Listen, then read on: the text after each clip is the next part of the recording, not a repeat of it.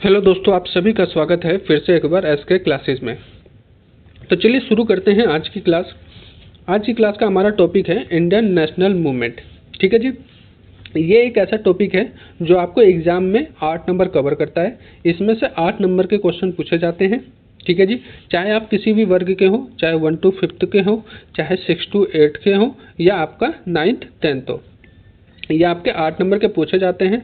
अगर ये आप 1 to 5th और 6 to 8 के हैं तो हिस्ट्री वाले क्वेश्चन में इसमें से 5 से 6 क्वेश्चन और ऐड हो जाते हैं, तो ये आपका 12 से 15 नंबर का अकेला ये टॉपिक कवर करता है। ठीक है जी। इसमें से 12 से 15 नंबर के पूछे जाते हैं और ये आज हम करेंगे प्लस 40 क्वेश्चन। ये सारे क्या है, इंपॉर्टेंट है और एमसीक्यू टाइप में है। ठीक है जी। तो चलिए शुरू करते हैं बिना समय गवाए आज की क्लास। तो आज की क्लास का हमारा सबसे पहला क्वेश्चन है कि सुरेंद्र नाथ बनर्जी और आनंद मोहन बोस ने कांग्रेस के जन्म से पहले किस राष्ट्रवादी पार्टी की स्थापना की, जो कांग्रेस के पूर्ववर्ती संगठनों में से सबसे अधिक महत्वपूर्ण थी।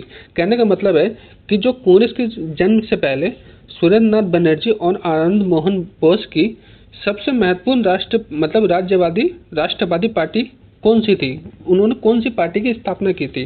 तो इसके सही उत्तर की बात की जाए तो वो है आपका option number B, Indian association.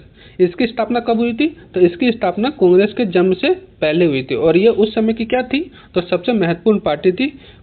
पूर्वी संगठनों में से जितने भी कांग्रेस के पूर्वी संगठन थे पूरब में, उन सभी में से महत्वपूर्ण कौन सी थी पार्टी, तो वो थी इंडियन एसोसिएशन। ठीक है जी।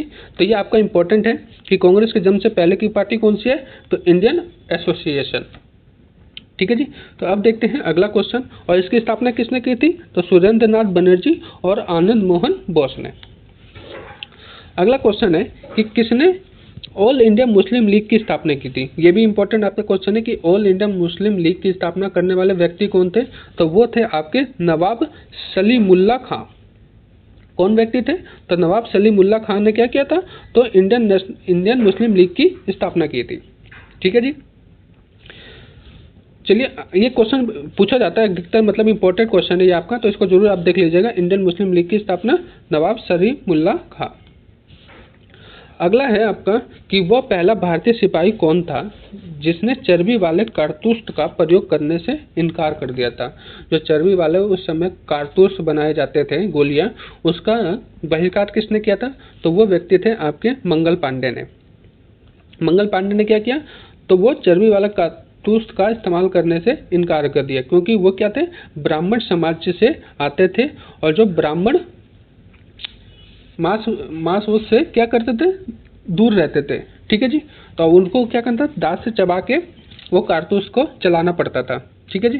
तो इसके लिए उन्होंने क्या किया, तो इस कारतूस का बहिष्कार किया, जिसके चलते उनको क्या कर दी गया, तो उनको फांसी दे दी गई। ठीक है जी। चलिए आगे देखते हैं। अगला क्वेश्चन है कि सरदार वल्लभ भाई पटेल के नेतृत्व में बारदौली सत्याग्रह की मुख्य मांग निम्नलिखित में से कौन सी थी। सबसे इंपॉर्टेंट बात कि बारदौली सत्याग्रह किसके नेतृत्व में हुआ, तो ये हुआ था सरदार वल्लभ भाई पटेल। आपका क्वेश्चन बन सकता है कि बारदौली सत्याग्रह का नेतृत्व किसने किया था, तो वो किया था सरदार वल्लभ भाई पटेल ने। ठीक है जी। अगला क्वेश्चन बनता है कि बारदौली सत्याग्रह की मुख्य मांग क्या थी, तो इसकी मुख्य मांग थी कि नई बढ़ती हुई लगान जो दर थी उसकी वापसी। कि उस समय क्या किया गया था, तो लगान की जो दर थी उसको क्या किया गया था, तो बढ़ा दिया गया था। तो इसको कम करने के लिए वापस पुराने दर की मांग करने के लिए इन्होंने क्या किया, तो बारदौली सत्याग्रह चलाया। और किसके नेतृत्व में ये सत्याग्रह चला, तो वो आपके थे सरदार वल्लभ भाई पटेल। ठीक है जी। इसमें से 3 क्वेश्चन बनते हैं, तीनों ही आपको याद रखना है। बारदौली सत्याग्रह के नेतृत्व किसने किया, तो सरदार वल्लभ भाई पटेल ने। इनकी मुख्य मांग क्या थी, तो नई बढ़ती हुई लगान दर की वापसी। ठीक है जी।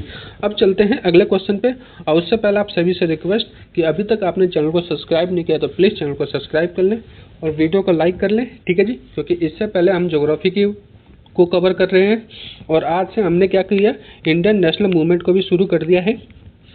करीबन आज 40+ हर एक इससे 10 से 20 क्लासेस करेंगे इंडियन नेशनल मूवमेंट का। आपका एक भी इंडियन नेशनल मूवमेंट से टॉपिक नहीं छूटेगा, ना कोई क्वेश्चन छूटेगा। ठीक है जी। आज हमारी इसकी पहली क्लास है, इसकी कंटिन्यू क्लास आएगी, तो प्लीज़ चैनल को सब्सक्राइब जरूर कीजिएगा जिससे आपको आने वाली क्लास की नोटिफिकेशन मिल सके। ठीक है जी। अब देखते हैं आज का अगला सवाल, क्वेश्चन नंबर 5। अगला है कि अमृत बाजार पत्रिका की स्थापना किसने की।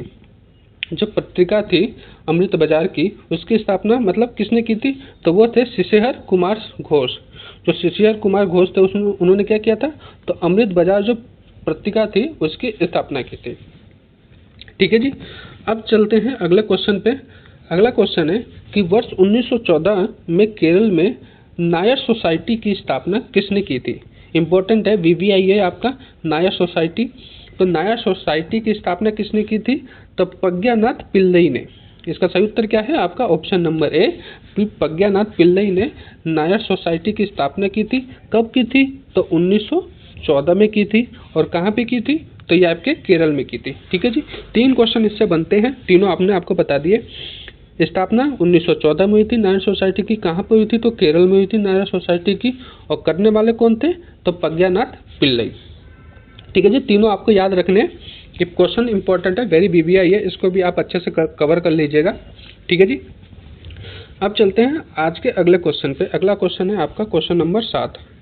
भारतीय पुनः जागरण आंदोलन के पिता कौन थे।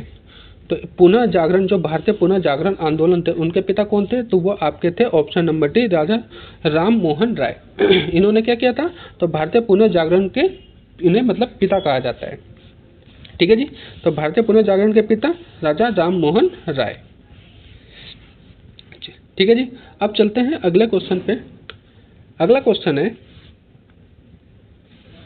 कि रॉयल एक्ट का लक्ष्य क्या था।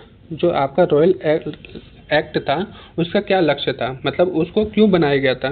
तो उसमें मतलब क्या किया जाता था, तो बिना मुकदमे चलाए बंदी बनाना और मुकदमा की सुनवाई की संक्षिप्त प्रक्रिया द्वारा, मतलब उसमें बिना किसी वजह के लोगों को गिरफ्तार कर लिया जाता था, बिना मुकदमे को उस पर चलाए, उस पर मतलब पकड़ के उसको जेल में डाल दिया जाता था। ठीक है जी।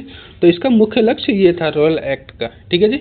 बिना मुकदमा चलाए बंदी बनाना और मुकदमे की सुनवाई को संक्षिप्त मतलब रोक देना प्रक्रिया थी। ठीक है। तो आप समझ गए होंगे रॉयल एक्ट का लक्ष्य क्या था। अब देखते हैं अगले क्वेश्चन। अगला क्वेश्चन है कि ब्रिटिश ईस्ट इंडिया कंपनी का प्रथम गवर्नर कौन था। इंपॉर्टेंट है, ये भी VVI है कि ईस्ट इंडिया मतलब ब्रिटिश ईस्ट इंडिया कंपनी का जो प्रथम था, फर्स्ट गवर्नर कौन था। तो वो कौन था आपका, तो वो था आपका थॉमस स्मिथ। थॉमस स्मिथ क्या था, प्रथम गवर्नर था। कब का, तो ब्रिटिश ईस्ट इंडिया कंपनी का। ठीक है जी। थॉमस स्मिथ, याद रखना, ये भी VVI है, प्रथम पूछा जाता है अधिकतर। प्रथम गवर्नर जनरल, प्रथम वायसराय। ठीक है जी। ये 3-4 जरूर आपको याद करना है क्योंकि ये अधिकतर क्वेश्चन पूछा जाता है। तो प्रथम गवर्नर कौन था, तो वो आपका थॉमस स्मिथ था। ठीक है। अब चलते हैं अगले क्वेश्चन पे। अगला क्वेश्चन है कि मार्ले मिंटो रिफॉर्म्स को किस वर्ष में प्रस्तुत किया गया था। जो मार्ले मिंटो था, इसको किस वर्ष प्रस्तुत किया गया, तो ये आपका प्रस्तुत किया गया था 1909 में। ठीक है जी। मार्ले मिंटो कब प्रस्तुत किया गया, 1909 में। ठीक है। अगले क्वेश्चन पे चलते हैं। अगला क्वेश्चन है कि भारतीय सिविल सेवा परीक्षा होती है। भारतीय सिविल सेवा में चुने हुए पहले भारतीयों का नाम बताना है। पहले भारतीय कौन थे जो सिविल सेवा परीक्षा जिन्होंने पास की थी। तो पहले भारतीय कौन थे, तो वो थे आपके सुरेंद्र नाथ टैगोर, जिन्होंने क्या किया था, तो पहली सिविल जो सेवा परीक्षा होती थी उस समय भारत में, उन्होंने उसको क्या किया था, पास किया था। ठीक है जी। सिविल सेवा में चुने गए पहले भारतीय कौन थे, तो सुरेंद्र नाथ टैगोर। अब चलते हैं अगला क्वेश्चन पे। अगला क्वेश्चन है कि महात्मा गांधी के नेतृत्व में चलाया गया चंपारण का नील सत्याग्रह 1917 में था। किस लिए चलाया गया था, मतलब बताना है। जो चंपारण सत्याग्रह था, नील सत्याग्रह चंपारण का, वो किस लिए चलाया गया था, तो वो आपको वो चलाया गया था नील उत्पादक जो कृषक थे द्वारा तीन कठिया प्रथा के विरोध में। उस समय की क्या थी, तो तीन कठिया प्रथा थी कि तीन में से एक, तीन कट्ठे में क्या करना होगा, तीन में से एक कट्ठे में क्या करना होगा, तो नील की खेती करनी होगी। इसलिए इसका नेतृत्व तो किसने किया था, चंपारण सत्याग्रह का, चंपारण नील सत्याग्रह का तो उन्होंने किया था महात्मा गांधी ने। और इसके मुख्य कारण क्या था, तो वहाँ पे तीन कट्ठा प्रथा लागू थी, जिसमें नील की तीन कट्ठे में से एक भाग पे क्या करना था, तो नील की खेती करनी, मतलब कानून बना दिया गया था, तीन में से एक कट्ठे पे क्या करनी थी, खेती करनी, नील की खेती करना अनिवार्य बना दिया गया था। इसलिए चंपारण सत्याग्रह चलाया जा रहा था, किसके द्वारा, तो महात्मा गांधी ने के नेतृत्व में, सहयोग से। ठीक है जी, चलिए अब आगे चलते हैं। जिससे क्या होता था, नील खेती से वहाँ की भूमि बंजर हो जाती थी, वहाँ पे फिर अन्य का उत्पादन नहीं होता था, जिससे किसान वहाँ के क्या थे, बहुत परेशान थे। और इसलिए इसको रोकने के लिए उन्होंने महात्मा गांधी जी से मदद मांगी, और जिसके थ्रू महात्मा गांधी ने नील सत्याग्रह का शुरुआत की। ठीक है जी, इतना आप समझ गए होंगे। और ये कब हुई थी, तो ये हुई थी 1917 में। 3 क्वेश्चन बनते, तीनों आपको बता दिए। नेतृत्व किया था महात्मा गांधी ने, कब, तो 1917 में। और ये किस लिए किया गया था, क्योंकि ये तीन कठिया के विरोध में किया गया था, नील की खेती के विरोध में। अगला क्वेश्चन है कि किसने कहा, इंपॉर्टेंट है ये, इसको भी आप BBI कर लीजिएगा, इंपॉर्टेंट है कि किसने कहा ब्रिटिश शासन एक स्थायी, बढ़ता हुआ तथा लगातार बढ़ता हुआ विदेशी आक्रमण है, जो धीरे धीरे ही सही मगर पूरे तरह से देश को नष्ट कर रहा है। ये किसने कहा था, दोबारा मैं पढ़ देता हूँ इसको, कि ब्रिटिश शासन एक स्थायी, बढ़ता हुआ तथा लगातार बढ़ता हुआ विदेशी आक्रमण है, जो धीरे धीरे ही सही मगर पूरी तरह से देश को नष्ट कर रहा है। तो ये कहने वाले आपके व्यक्ति थे दादा भाई नौरोजी। किसने कहा था ये कथन, तो ये कथन है दादा भाई नौरोजी का, जो क्या कह रहे थे कि धीरे धीरे जो ब्रिटिश समाज है वो क्या कर रहा है, पूरे देश को नष्ट कर रहा है। ठीक है जी, तो ये आपके कथन किसने दिया था, तो ये आपके कथन दिया था दादा भाई नौरोजी ने। ठीक है जी, याद रखना ये कथन जरूर पूछे जाते हैं आजकल, तो इसको आपको ध्यान में रखते हुए चलना है। कम से कम 10-12 कथन ऐसे हैं जो मोस्ट इंपॉर्टेंट है, वो सभी आपके 10-12 कथन आपको मैं कवर करा दूंगा, तो प्लीज़ वीडियो में पूरा देखिएगा, बने रहिएगा।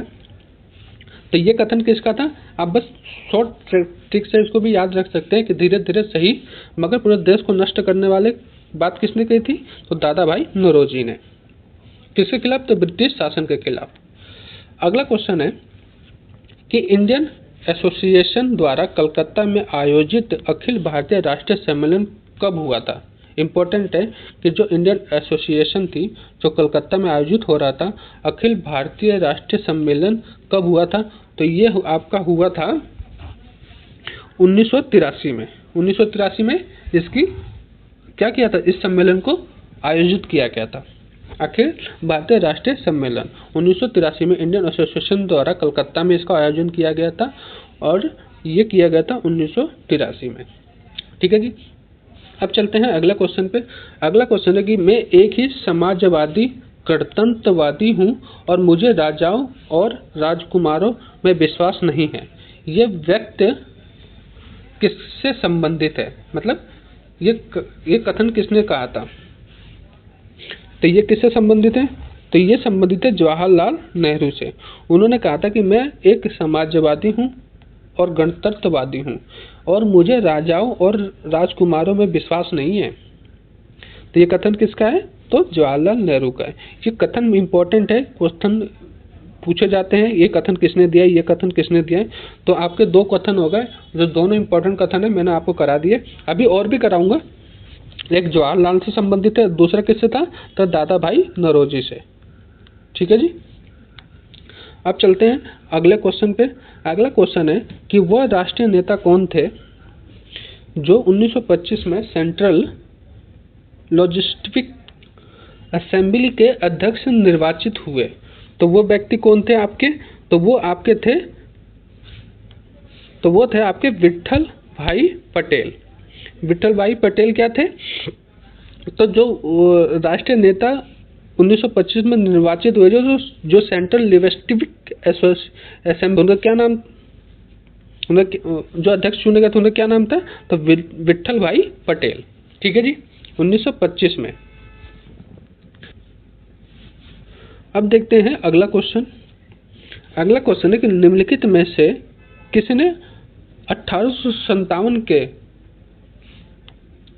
विप्लव को प्रथम भारतीय स्वतंत्रता युद्ध की संज्ञा दी? मतलब स्वतंत्रता होगा, स्वतंत्रता युद्ध की संज्ञा दी थी। तो ये कथन किसने कहा था? मतलब किसने स्वतंत्रता दी? जो 1857 की क्रांति हुई थी उसको प्रथम आंदोलन किसने कहा था? भारत मतलब किसने स्वतंत्रता का आंदोलन कहा था? प्रथम स्वतंत्रता आंदोलन किसने कहा था? 1857 की क्रांति को। कहने का तात्पर्य ये है, तो इसको कहा था वी.आर. सावरकर ने। 1857 का जो विद्रोह हुआ था उसको प्रथम स्वतंत्रता युद्ध किसने कहा था? तो उसको कहा था वी.आर. सावरकर ने। ठीक है जी, तो ये आपका इंपॉर्टेंट है, ये पूछा जाता है कि 1857 की क्रांति को प्रथम स्वतंत्रता युद्ध किसने कहा? तो वी.आर. सावरकर ने। ठीक है जी, अब देखते हैं अगला क्वेश्चन। आपका अगला क्वेश्चन है कि निम्न में से कौन उग्रपंथी नहीं थे? जो उग्र मतलब उग्रपंथी नहीं थे इनमें से, तो बाल गंगाधर तिलक क्या थे? गर्मपंथी थे। मदन लाल भी उग्रपंथी थे। उधम सिंह भी उग्रपंथी थे। गोपाल कृष्ण गोखले क्या थे? ये नरमपंथी थे। ठीक है जी, तो इसका सही उत्तर क्या हो जाएगा कि गोपाल कृष्ण गोखले क्या थे? नरमपंथी थे, और बाकी ये तीनों क्या थे? गर्मपंथी।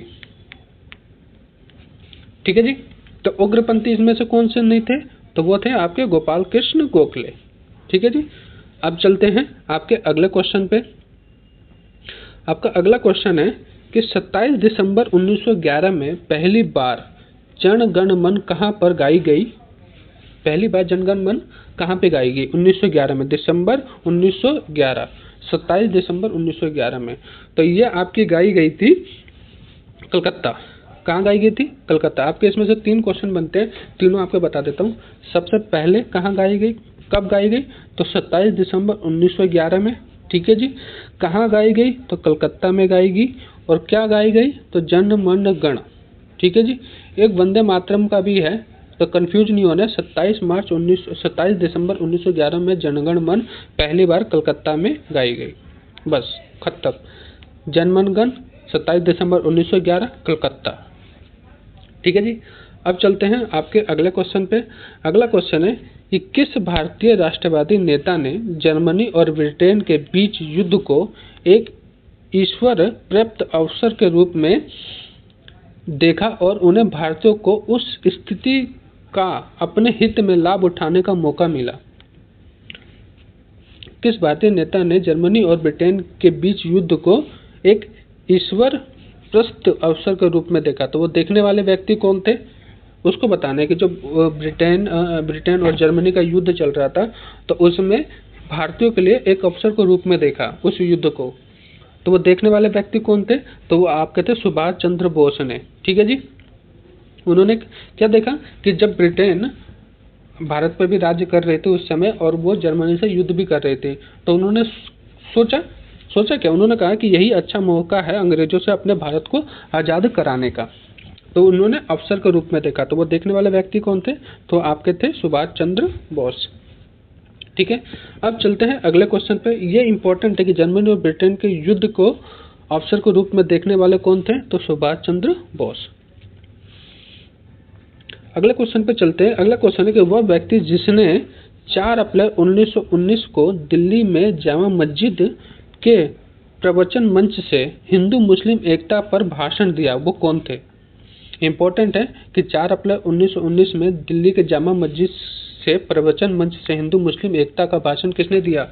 तो वो देने वाले व्यक्ति थे आपके स्वामी श्रद्धानंद। ये भाषण किसने दिया था? तो स्वामी श्रद्धानंद ने दिया था। इसमें से आपके 3 से 4 क्वेश्चन बनते हैं, तीनों से चारों क्वेश्चन बता देता हूँ आपको। पहला क्वेश्चन है कि हिंदू मुस्लिम एकता का भाषण कब दिया गया था? तो 4 अप्रैल 1919 में। किस मंच से दिया गया था? तो जामा मस्जिद के प्रवचन मंच से। ठीक है जी, जामा मस्जिद, दिल्ली के जामा मस्जिद से। ठीक है जी, और देने वाला व्यक्ति कौन थे? तो स्वामी नंद। ठीक है जी, चारों आप समझ गए होंगे। 4 अप्रैल 1919 को जामा मस्जिद से हिंदू मुस्लिम एकता का भाषण स्वामी श्रद्धानंद ने दिया था। श्रद्धानंद ने, सॉरी संज्ञा कह रहा हूँ, श्रद्धानंद ने। अब चलते हैं अगले क्वेश्चन पे।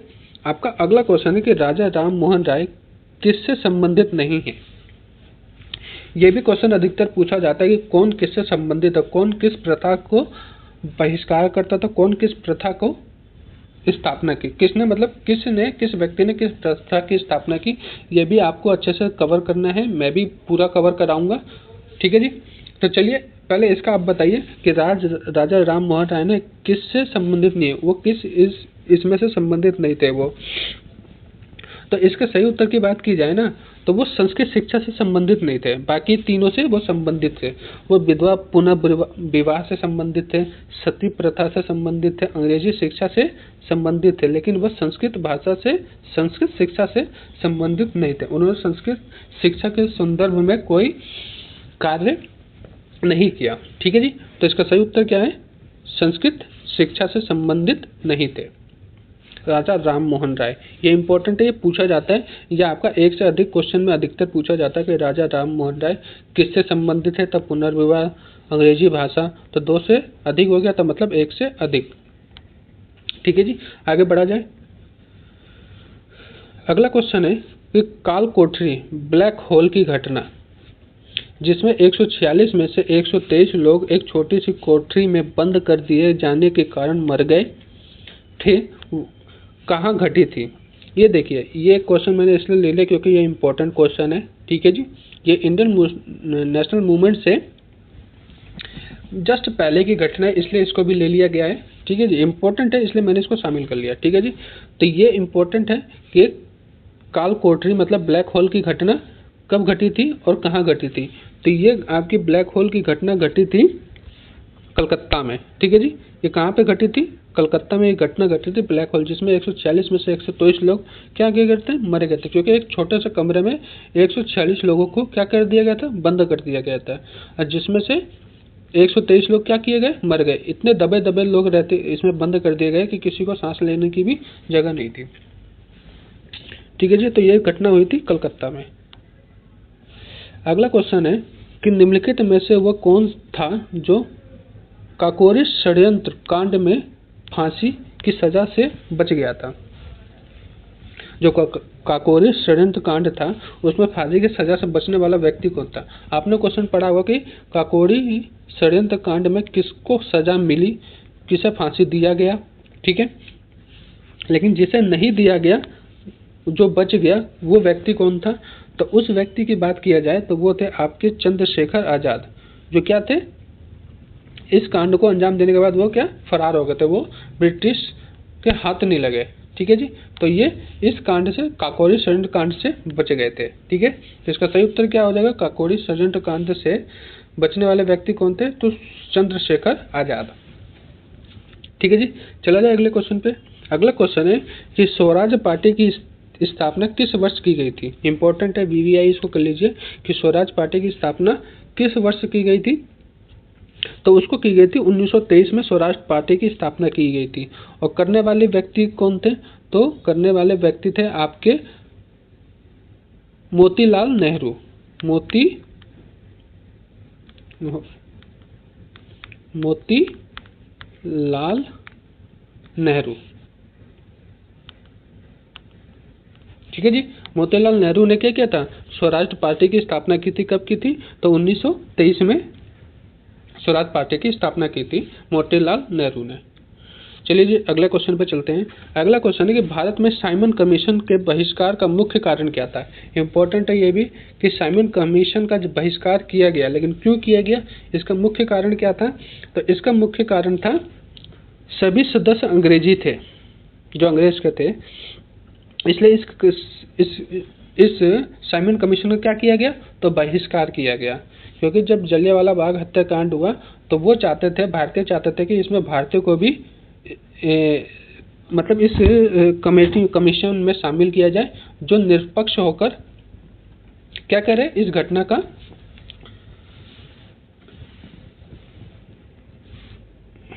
इस घटना की मतलब देख रेख जो भी है, ठीक है जी। तो इसमें मतलब भारत एक भी भारतीय को शामिल नहीं किया गया था, इसलिए इसका क्या किया गया, तो बहिष्कार किया गया। ठीक है जी। अब चलते हैं आगे। अगला क्वेश्चन है कि 1929 में अखिल भारतीय व्यापार संघ कांग्रेस में पहली बार विभाजन हुआ। भारतीय व्यापार संघ कांग्रेस में पहली बार विभाजन हुआ, उस समय एकट के अध्यक्ष कौन थे? एकट के अध्यक्ष कौन थे? 1929 में अखिल भारतीय व्यापार संघ का कांग्रेस में पहली बार क्या हुआ था? विभाजन हुआ था। तो उस समय के एकट के अध्यक्ष कौन थे? तो वो थे जवाहरलाल नेहरू। इस समय एकट के अध्यक्ष वो थे जिस समय अखिल भारतीय व्यापार संघ कांग्रेस की विभाजन हुआ था। इंपॉर्टेंट है, 1929 में हुआ था यह विभाजन। व्यापार संघ कांग्रेस का विभाजन कब हुआ था? तो 1929 में हुआ था। और एकट के अध्यक्ष कौन थे? तो वो थे जवाहरलाल नेहरू। ठीक है जी। अब चलते हैं अगले क्वेश्चन पे। अगला क्वेश्चन है कि दक्कन में दंगे, दक्कन उपद्रव जो कि साहूकारों को शोषण के विरुद्ध किसानों को असंतोष की अभिव्यक्ति थे, कब आरंभ हुई थी? तो यह आपका कब आरंभ हुआ था? तो यह आपका आरंभ हुआ था 1885 में। तो क्या हुआ था? किसानों में असंतोष की अभिव्यक्ति उमड़ पड़ी थी। अब भावना मतलब उमड़ पड़ी थी। तो ये कब की घटना है? तो ये 1885 की घटना है। ठीक है जी। अगला क्वेश्चन है कि साइमन कमीशन का भारत आगमन किस वर्ष हुआ था? तो इसका आगमन कब हुआ था साइमन कमीशन का? तो इसका आगमन हुआ था, इसका आगमन हुआ था 1928 में। साइमन कमीशन का आगमन कब हुआ था? 1928 में हुआ था। और ये किस लिए बनाया गया था? तो जलियांवाला बाग जो हत्याकांड हुआ था उसके जांच के लिए। और अभी हमने इसकी बात की थी कि इसका विरोध भी किया गया। क्यों? क्योंकि इसमें एक भी भारतीय सदस्यों को शामिल नहीं किया गया था। ठीक है जी। तो इसकी जांच में भारतीय चाहते थे कि भारतीयों को भी शामिल किया जाए इस कमीशन में। ठीक है जी। तो ये कब आई थी? तो 1928 में। आगे चलते हैं। अगला क्वेश्चन है, तीसरा क्वेश्चन है कि निम्नलिखित में से किसने भारतीय राष्ट्रीय कांग्रेस के कराची अधिवेशन 1931 की अध्यक्षता की थी? इंपॉर्टेंट है कि कराची अधिवेशन की अध्यक्षता किसने की थी? तो इसके करने वाले थे वल्लभ भाई पटेल। वल्लभ भाई पटेल ने कराची 1931 की कांग्रेस की अध्यक्षता की थी। भारतीय राष्ट्रीय कांग्रेस कराची अधिवेशन की अध्यक्षता 1931 में वल्लभ भाई पटेल ने की थी। 3 क्वेश्चन बनते हैं। 1931 की कांग्रेस अधिवेशन कहाँ हुआ था? तो कराची में हुआ था। कब हुआ था? तो 1931 में हुआ था। करने वाले कौन थे और उसके अध्यक्ष कौन थे? तो वल्लभ भाई पटेल। ठीक है जी। अगला क्वेश्चन है कि 1 नवंबर 1858 में महारानी विक्टोरिया का घोषणा पत्र इलाहाबाद में पढ़कर सुनाया था किसने? वो जो 1 नवंबर 1858 को घोषणा पत्र जो था महारानी विक्टोरिया का, उसको पढ़ने वाला, सुनाने वाला व्यक्ति कौन था?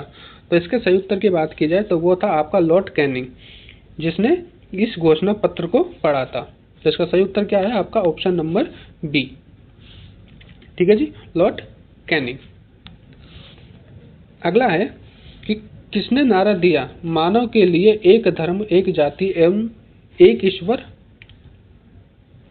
होना चाहिए? मतलब किसने नारा दिया कि मानव के लिए एक ही धर्म होना चाहिए, एक ही जाति होनी चाहिए और एक ही ईश्वर होना चाहिए? तो ये कहने वाले व्यक्ति थे आपके श्री नारायण गुरु। इन्होंने ये नारा दिया था कि मानव के एक ही धर्म हो, एक ही जाति हो और एक ही ईश्वर हो। तो ये कथन है श्री नारायण गुरु का।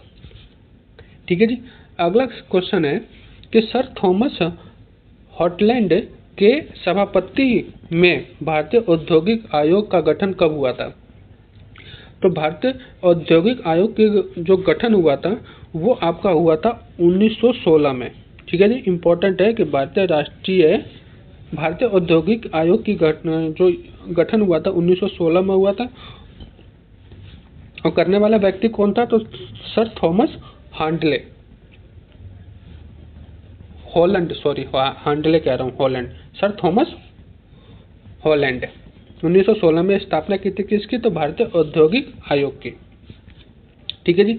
अगला क्वेश्चन है कि वर्ष उन 1870 में कलकत्ता में भारतीय सुधार संधि की स्थापना किसने की? इंपॉर्टेंट है, इसको भी वीवीआई कर लीजिए। वीवीआई के भारतीय सुधार संधि की स्थापना कलकत्ता में हुई। कब हुई? 1870 में हुई। और करने वाले व्यक्ति कौन थे? तो वो थे केशव चंद्र सेन। 4 क्वेश्चन बनते हैं, चारों के चारों बता दिए। भारतीय संधि की स्थापना 1870 में, कहाँ पे? कलकत्ता में। करने वाला व्यक्ति केशव चंद्र सेन। ठीक है जी। चलिए आगे बढ़ते हैं, अगला क्वेश्चन देखते हैं। अगला क्वेश्चन है कि कांग्रेस का 1929 का अधिवेशन जिसमें पूर्ण स्वराज्य का लक्ष्य घोषित किया गया था, कहाँ पर हुआ था? इंपॉर्टेंट है कि जहाँ पे पूर्ण स्वराज्य का लक्ष्य घोषित किया गया, जिस अधिवेशन में, वो अधिवेशन कहाँ किया गया था? तो ये अधिवेशन आपका किया गया था लाहौर में। ठीक है जी। और ये कब हुआ था? तो 1929 में हुआ था। ठीक है जी। अब आप सभी से मैं क्वेश्चन पूछा हूँ, इसके अध्यक्ष कौन थे? आप सभी को कमेंट्स में बताने कि अध्यक्ष कौन थे। अगला क्वेश्चन है कि किसने विवेकानंद को आधुनिक राष्ट्रीय आंदोलन का आध्यात्मिक पिता की संज्ञा दी थी? आध्यात्मिक पिता की संज्ञा किसने दी थी विवेकानंद को आधुनिक राष्ट्रीय आंदोलन का? तो ये उपाधि देने वाले थे सुभाष चंद्र बोस ने कहा था कि आध्यात्मिक राष्ट्रीय आंदोलन के जो आधुनिक राष्ट्रीय आंदोलन के आध्यात्मिक जो पिता हैं वो कौन है? तो वो हैं विवेकानंद। यह कथन किसने कहा था? तो ये कहने वाला व्यक्ति थे सुभाष चंद्र बोस। ठीक है जी। इंपॉर्टेंट है, ये भी वीवीआई है, आप इसको भी याद कर लीजिएगा अच्छे से। अगले क्वेश्चन पे चलते हैं। अगला क्वेश्चन है कि अमेरिका में फ्री हिंदुस्तान अखबार किसने शुरू किया था? वेरी वीवीआई है, ये तो वेरी वीवीआई है कि अमेरिका में हिंदुस्तान अखबार की शुरुआत किसने की थी? तो इसकी शुरुआत करने वाले व्यक्ति थे तारकनाथ दास। कौन थे? तो तारकनाथ दास ने अमेरिका में फ्री हिंदुस्तान अखबार की शुरुआत की थी। ये मोस्ट इम्पोर्टेंट क्वेश्चन है, ये बनता है कि अमेरिका में कौन सा अखबार शुरू किया गया? तो फ्री हिंदुस्तान। इसकी शुरुआत करने वाला व्यक्ति तो तारकनाथ। ठीक है जी। अब अगला क्वेश्चन है कि भारत की आज़ादी के समय कांग्रेस के अध्यक्ष कौन थे? ये भी इम्पोर्टेंट है, वेरी वेरी इम्पोर्टेंट है कि आज़ादी के समय भारत के अध्यक्ष कौन थे? तो वो थे आपके जेपी कृपलानी। ठीक है जी। आज़ादी के समय जेपी कृपलानी क्या थे? भारत के कह रहा हूँ कांग्रेस के अध्यक्ष थे। जो भारतीय राष्ट्रीय कांग्रेस थे उसके अध्यक्ष कौन थे उस समय आज़ादी के समय? तो वो थे जेपी कृपलानी। अगले क्वेश्चन पे चलते हैं। अगला क्वेश्चन है कि प्रार्थना समाज के संस्थापक कौन थे? तो प्रार्थना समाज के जो संस्थापक थे वो थे आत्माराम पांडुरंगा। प्रार्थना समाज के संस्थापक आत्माराम पांडुरंगा। ये पूछा जाता है। ठीक है जी। राजा राम मोहन राय ने किस समाज की स्थापना की थी? आपको बताना है कमेंट्स बॉक्स में। राजा राम मोहन राय की स्थापना, लेकिन प्रार्थना समाज की स्थापना किसने की? तो आत्माराम पांडुरंगा। तो सही उत्तर क्या है इसका? Option number D. अगला क्वेश्चन है आपका कि कांग्रेस के निम्नलिखित नेताओं में से कौन एक कैबिनेट मिशन योजना के पक्ष में पूरी तरह से था? जो कैबिनेट मिशन का जो योजना थी उसके पक्ष में पूरी तरह से कौन सा था? ऐसा नेता था, कहाँ का? कांग्रेस का। तो वो नेता थे आपके सरदार पटेल, जो इस कैबिनेट मिशन की योजना से क्या थे? पक्ष में थे, पूरी तरह क्या थे? पक्ष में थे। तो इसका सही उत्तर क्या हो जाएगा आपका? Option number C, Sardar Vallabh भाई पटेल। ठीक है जी। चलते हैं आगे। तो चलिए आज के लिए बस इतना ही। प्लीज़ वीडियो को आप लाइक जरूर कर दीजिएगा, सब्सक्राइब भी कर लीजिएगा चैनल को। आपको आज की हमारी क्लास कैसी लगी प्लीज़ हमें कमेंट्स करके बताइएगा। ठीक है जी। चलिए कल मिलते हैं फिर आपको इंडियन नेशनल मूवमेंट के एक इम्पॉर्टेंट क्लास के साथ, इम्पॉर्टेंट है जिसमें इससे भी इम्पोर्टेंट क्वेश्चन होंगे, इससे भी ज़्यादा। ठीक है जी। और आज की क्लास आपको कैसी लगी प्लीज़ हमें जरूर बताइएगा। चलिए फिर मिलते हैं कल एक नए टॉपिक हमारा इंडियन नेशनल मूवमेंट ही रहेगा, लेकिन नए क्वेश्चनों के साथ। ठीक है। जब तक के लिए धन्यवाद। प्लीज़ वीडियो को लाइक एंड शेयर करना ना भूलें। Thank you.